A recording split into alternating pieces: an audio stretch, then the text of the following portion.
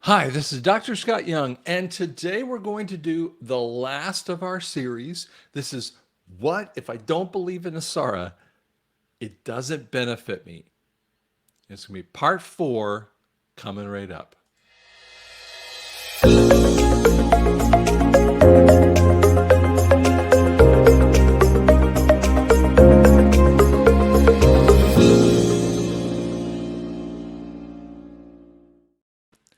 Now, almost every time I see comments, one of the things that happens in those comments is that they haven't gone back and looked at the past videos, and they're asking a comment, and they caught this thing, and they think it's not part of a series.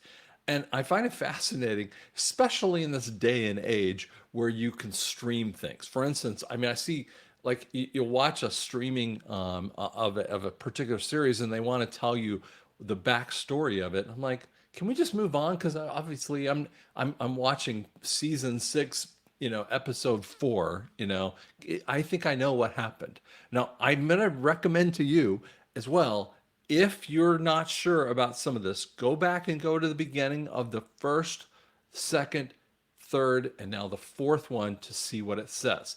So it really helps me if you subscribe though too. So it makes a difference. And I've seen a lot of people starting to subscribe a lot more, and I really, really appreciate that. Okay. So statement here is, are you starting to see the picture? Do you see it forming in your mind? If it's still not there, you need to take time and look at this. Now, I have this one guy that texts me quite a bit, and he knows some of this stuff, and he gets sidetracked because someone throws a piece of fear porn in him. And I go, you really need to understand this NESARA piece. He's looking at just one little tiny thing in there, and I go, dude, if you don't understand NESARA, every bit of this is going to mess you up. Well, I don't have time to do it. You don't have time not to do it. This is going to affect every single piece of every person out there.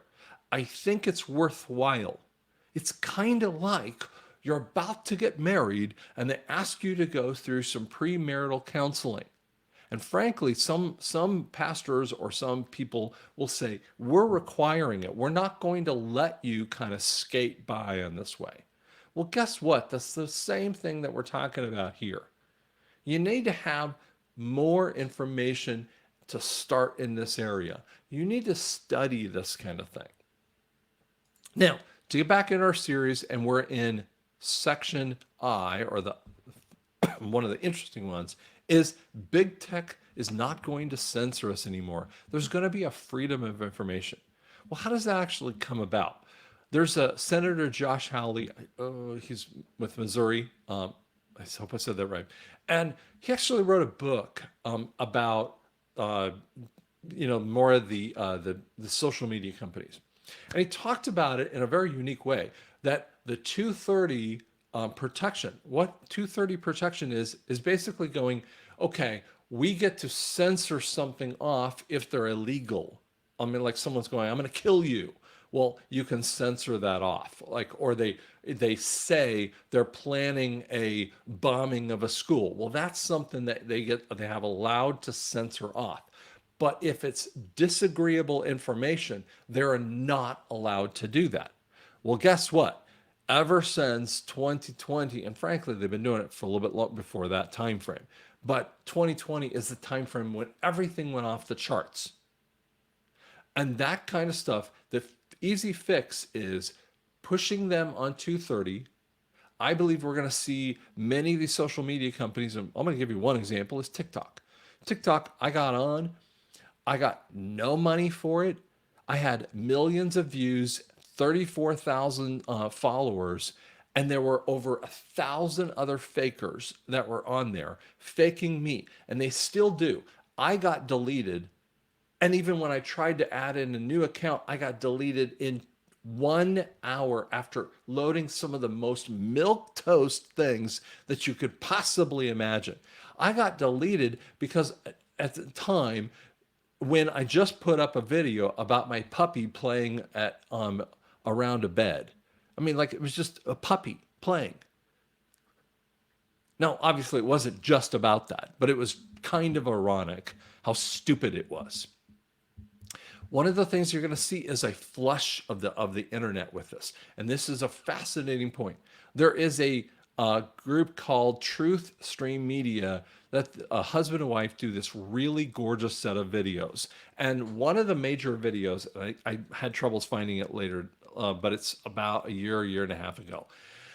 And basically, what happens in there is that they show how if you typed in a search engine, any weird issue, weird circumstance, just normal, but basically normal stuff. They'll show you billions of searches for it, but when you start to look at it, there's only about a couple hundred pages about that, and then they regenerate the information. We've seen people have lost whole pages. There's a friend of mine named Mark Z, and if you try to go to the original markz.com, they will have like a warning. Do you really want to go to this channel? And you have to click about 2 different ways to get into his channel. That's crazy. Come on. We're not talking about porn. We're talking about just regular financial information. They don't want you to see it. That kind of stuff has to stop. And that will stop. When did it start as a concept? Well, we have during the October 1st, 2017, the Las Vegas shooting, they were trying to take out, the bad guys were trying to take out the Prince of Saudi Arabia. And Trump and the White House figured it out. So they spirited him out, and they did their little false flag, statement out there by shooting up hundreds and hundreds of people. This is the sickness of these people. This is the stuff that we need to destroy, that kind of stuff for them. This is what they do. This is how much they hate every single person on this planet. And so when you see this, what happens is that the prince was actually asked to go around to the big tech and the big corporations. This is 2018. And he's going out to the big corporations and telling them, this is what you're going to do. And it was where he told them to delete Donald Trump. This is totally crazy. He's been deleted on purpose? Yes, because it was trying to push out, throw their agenda out there, make it so obvious that you couldn't not see it. Yes, that was a double negative on purpose. J, the mainstream media is not going to exist in their current form, and truth is going to flow. Well, how do you do that? Part of this is listed in the 17th letter under the 34th and 35th particular posts of those. It's called the EBS, the Emergency Broadcast Signal, because we all have known military is the only way. They're going to steal, they're going to kill and destroy. Sounds like Satan. It is, because they are Satanists in that way. You have to take away their capabilities of doing it. Once you do that, what happens is mainstream media basically ceases to exist, because they have been lying, and critically lying, to harm all of humanity. They're supposed to be unbiased. They've lost their bias more than 60 or more years ago. Even when you think you're listening to Walter Cronkite is a really sick boy. And he is a real hater of America. He is a hater of the people of the world. And that is what they believe in. They've lost their way. And they will be jailed for that kind of thing. Trust me, it's coming with that. But here's what happens. This fascinating thing is that I have a video that was on Elijah Streams. And on Elijah Streams, it's getting like 186,000 views. And it's on Rumble, but on my YouTube channel, I can't even get that number. And here's the fascinating thing. I was talking to a friend of mine about this, Dave with News Trees, and we were talking about the number, and he goes, yeah, but do you know that on a normal time frame, CNN has maybe 60,000 views. On their top time frames, on their peak time frames, they might get 200,000 views. That's with millions upon millions of dollars of budget. And yet some dummy like Scott gets on couple 100,000 views. Look at what Steve with Elijah Liz does. He's putting out content that totally breaks the narrative. There are people like Charlie Kirk who they hate, and he's got millions of views, and Joe Rogan and all these different ones, they hate them, and yet they don't know how they keep doing this. It's because they have already been deleted. We just haven't seen the end of it, but they will be cut off. And one of the big things that I get almost all the time is this. Social Security and Social Security Disability Index, which is SSDI. There's going to be a big boost. Now, do we know it's $3,000 to $5,000 a month? I don't know. It's possible. Do we know that it's going to raise up a significant amount? Yes, we do know that. Now, it is never called a UBI. There's no one who should be calling that a UBI. It is not a repayment, schedule kind of thing. It's just a smart and significant boost. But we also have to fix the Social Security systems because they've been stealing from that kitty for a long time. So me, who've been paying into the systems, I've been long told before all this stuff that I wouldn't even have that as an access point. So I needed to build up enough money in my accounts so that I was taken care of. And the reality is that's what a lot of people are told. It's not going to exist when you come in. Well, you have to fund in those amounts. And by the way, there's plenty of money to be able to do that. But we have to be able to, that's why there's not going to be money just floating out there, millions of dollars for every single person paying them back. But Social Security and disability have just been criminally undergiven. And we're seeing this controversy point of, some states giving illegals $3,000 a month when veterans are stuck on the streets. This is the criminality of the cabal, and that is going to be fixed. And lastly, we say this then, yes, debt forgiveness. Here's what's been occurring over and over again with the debt forgiveness problem. That people look at this and go, they just can't imagine it.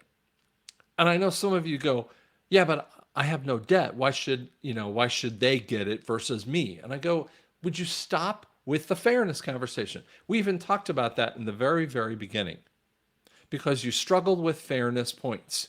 And so therefore, when you hear this kind of thing of debt forgiveness, you go, well, that's just wrong. And yet we have the Great Reset idiots who throw out a partial forgiveness for student loans. And all it is to get the Z and the Y and some of the X generation to be on board with them and to screw all the other people out there. It's a separation. It is not the debt forgiveness we're talking about. This is a complete global-wide debt forgiveness because you cannot pay back the idiot cabal. Now, if we have $35 trillion in Fed debt, which again is so fake, there's so many different levels to that. I've heard one of the more interesting conversations that they paid back $20 trillion. No, they didn't. Think about that for a second. If I'm a baddie and you owe me money and someone comes in to fix your debt and they give back, let's say you owed $350,000 to me and someone paid $200,000 off of it, I'm still a baddie. Why would you fund the baddie to go in and get this stuff? And the answer is, it makes no sense.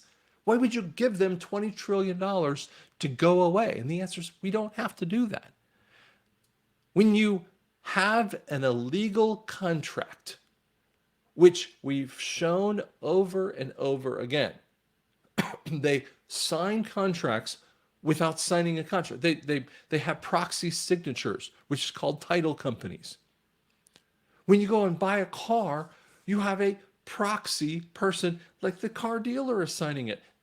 But Bank of America is financing my loan. How come they didn't personally sign it? Because they don't want to put their name on it. Credit card companies don't have you sign the loan. No one ever has a bank who signs a loan, because if they did have the bank signing that loan, they would be responsible for that. And you're going, what? They always have a protection point in there on loans. They don't want to do it. And so it makes them liable for that, legally liable. And we have shown over and again that they have been faking it, screwing you in different ways. Now, it's because of the 13 Fed bankers up here, right? But the debts have to be killed. From 2020 all the way through the pandemic kind of stuff, we've had businesses who have been massively harmed by government officials over and over again. That has to be killed. The debt has to be killed because the weight is too great. And if you have all of your businesses going down, it will wipe them out. Now, I do believe something interesting that you have, and you go, how does this actually work? Okay, let me put it to you in an interesting way. If you have the baddies, the 13 big banks, and just think about if you're in England, the Bank of England or HCSB or whatever, because they actually have interaction with all these international banks. They're all tied together in the sickness, right? So what happens is that you first put them through bankruptcy reorganization. And see, people say you're bankruptcy and they go, that means they're being closed. No, no, no, no. Bankruptcy reorganization tells me this. They wipe out the top layer of the idiots who have harmed that company. They reorganize into a smaller capability of a company to run it. That's why you're seeing banks actually reducing their amount of employees left and right. Now, that might scare you a little bit, but this has to occur because they've been running fat. The banks have been running super fat. And one of the things that occurs with that is that the debts do not get paid back because they don't have the money. I mean, they don't, first off, they can't pay their own debts. They're way insolvent. The banks are completely insolvent. So the big banks are the insolvent ones, and they've been creating all the sick rules. Whereas the small banks had to follow all of the rules because they had to be FDIC compliant, which is Federal Deposit Corporation. And so what happens, I blanked out the middle term, but you know what I'm talking about. When you have to be FDIC compliant, means that they have to comply with the Fed and their regulations, even though it is unconstitutional. So what does a small bank that is a $100 million bank or a $1 billion bank do? Well, we have to fund them back. And I believe that's what some of these trusts that are out there to be able to pay it. Now, how do we get the money from the trust? It's because we've been taken back from the cabal. And so what will happen to you is whether you have a loan with a Chase, what will occur for you is that you'll see when you're thinking about this debt forgiveness is that you'll see it say maybe something of canceled. The loan was canceled. In essence, if you had that car, it would show loan was canceled and you get the title because your name is on the title, right? If it's a small bank, it might say, and I'm making up a term because we don't exactly know how they might say it, that it's satisfied. A loan is finalized or satisfied. And I actually been a part of seeing loans that I paid off with my business satisfied. And you actually want them to give you documentation of that satisfaction so that they cannot rehypothecate it. Now, hypotheses are things that they think up, right? We think up a hypothesis. But hypothesis, excuse me. And so when you rehypothecate, they recreate a loan. That's not happening. That will not be allowed. So what will happen is that there's going to be a time frame of those debts, and they have to give it back to the people. It means you don't have to pay for this. You don't have to worry about that stuff. Now, banks who are insolvent, I mean, frankly, full on, totally insolvent, there will be a coverage for them because you're covering the people, not the bank. So you have to make sure that there is an amount of money for that bank, for instance, Chase. But as soon as everyone finds out about these 13 big banks, no one's going to want to stick around with them. I'm telling you, this is going to be crazy changes that will affect it. I call it consumer confidence. Are you really going to want to deal with someone who's been inside of some of the trafficking or the drug issues or all the other sick things that they've been doing for generations? Probably not. And I mean, they're going to just lose customers left and right. And how do you do that? It's part of bankruptcy reorganization. You have to have enough funds to dispense it out to the people so that they're not stolen from.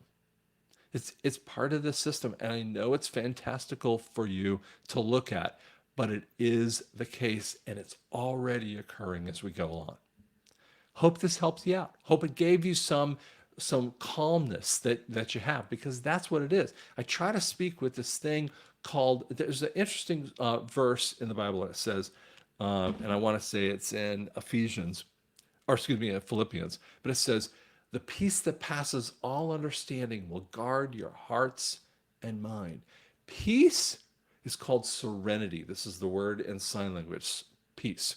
That serenity is just this calm nature that passes your brain, because your brain's blown of that.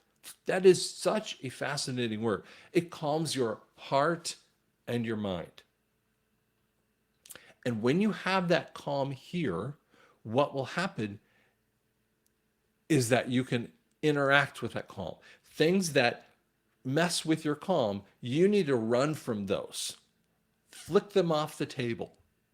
If someone says something that tells you like some truth, or tells you that NESARA stuff is just stupid or whatever, just flick it off the table. Don't interact with that. I have people that call me names all the time. I just had a really ugly name on my Telegram channel last night. We just flicked them away. Wash them off. You don't need it in your life.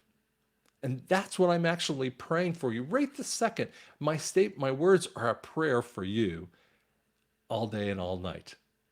Thank you so much for listening. We'll talk to you later.